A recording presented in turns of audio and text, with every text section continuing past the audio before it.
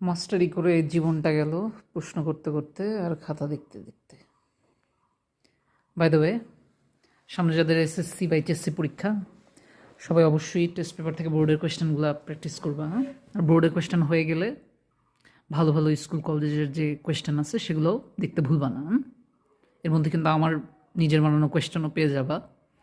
So ওগুলো practice করবা, যত বেশি প্র্যাকটিস করবা তত পরীক্ষার হলে গিয়ে অ্যান্সার করা ইজি মনে হবে। আদারওয়াইজ কিন্তু পরীক্ষার হলে গিয়ে বিশাল এক সমুদ্রে মানে হাবুডুবু খাবা। মানে প্রিপারেশন যদি ভালো হয়, ইউ ক্যান ইভেন গেস যে তোমার পরীক্ষায় কী আসতে পারে।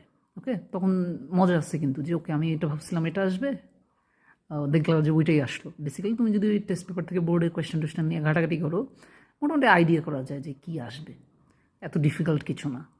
সো এই জন্য প্রিপারেশন ভালো হতে হবে অ্যান্ড রেগুলার প্র্যাকটিস করতে হবে। ওকে।